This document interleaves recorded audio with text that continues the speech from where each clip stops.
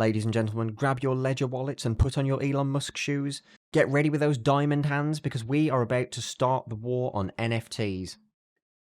I have sat back for too long and allowed these ridiculous comments on my videos regarding NFTs and crypto. I am just going to say this as a starting point. NFT games are only just starting.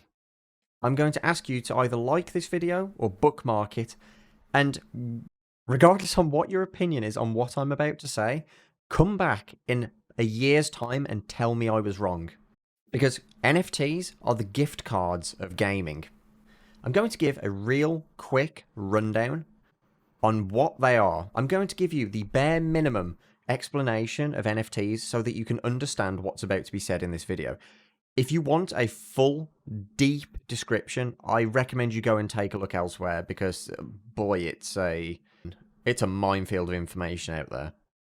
I've started to see the same ridiculous comments popping up on my videos to do with these current crypto land sale scams that I keep calling out.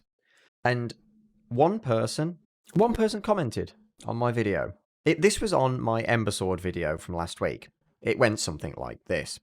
He's like, bro, you literally just said in the video that if the site ceases to exist, then you don't own the items tied to your tokens. And he says, why does that make it any different from a normal game? To which I responded, it doesn't. So what's the point? I was trying to find the comment before recording this, but I'll find it after recording and I'll edit it in. Because he went real quiet after that response. This guy had just realised, he had his oh shit moment, where he realised he's championing a cause that wasn't what he thought. So what is an NFT? Now, if you're one of those people that's had a look to try and understand NFTs and you're confused, don't worry. You're not the stupid one. You're actually the clever one. If you've done your research on it and you're still there like, I don't get it, congratulations, you are the smart one. The stupid people are the ones that are following the buzz of NFTs without pausing for 2 minutes to understand what they really are. And I don't mean in general, I mean in the context of games. To understand where I'm coming from, I will give you this quick rundown. And this is why I compare it to a gift card. So, an NFT is essentially the same as a telephone number or a VIN number for your car. It is a universally unique identifiable number or string of characters. For an example, let's say you buy a NFT. Now, NFT stands for non-fungible token. For ease of use, let's just replace fungible with fakeable, right? It's a non-fakeable token. If I have token number 3 and I give it you, there is still only one token number 3. I can't make a fake copy of it because the blockchain will always validate that there is one of each number. There can never be 2 of the same number. So just think of it as an absolutely unique coin, a coin with a number written on it. So now that you understand that there can only be one of each coin, let's say there's 300 coins, numbered 1 to 300. I can own the first 100 coins, and I can keep them forever. Nobody else will ever be able to have coin 1 to 100 until I give them out. Now, that sounds great, right? And for the most part, yeah, it is. Until you introduce it to gaming. Because here's the thing, you're not buying land in these community land sales. You're buying the token. And then there is land in a game that represents your token. Think of it like this. You've got token number 3, which is tied to a large plot of land in the middle of the world. Well, what the game does is it looks at your account. It's like, okay, they own token number 3. So let's allow them access to this plot of land in the middle of the world.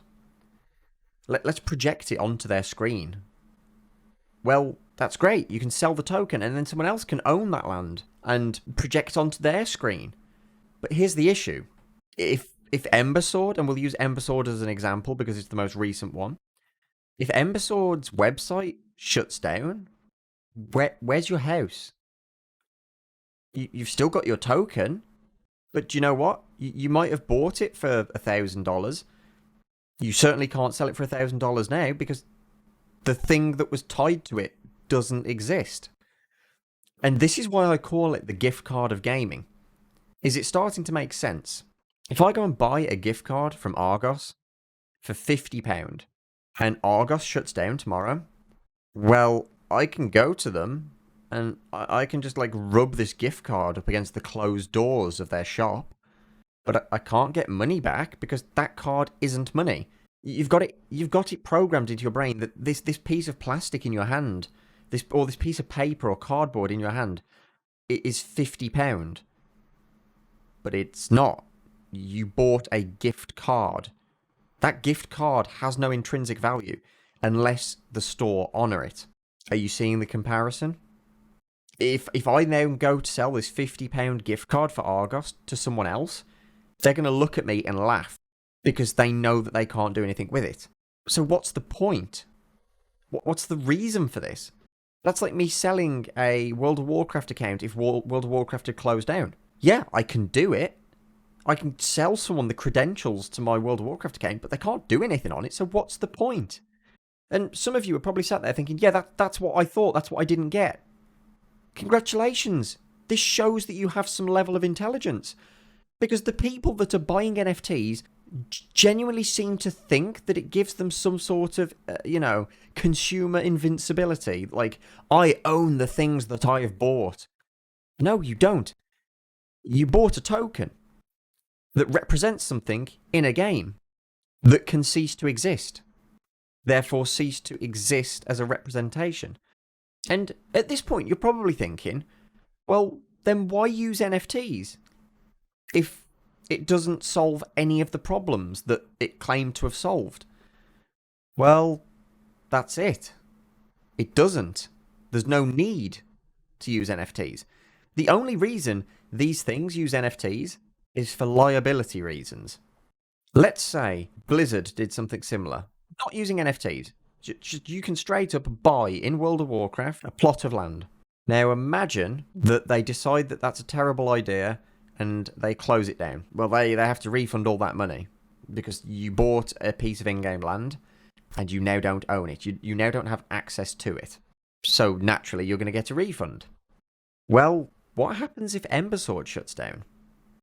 You ask for a refund and they'll say, wait, what happened? Have you lost your token that we gave you?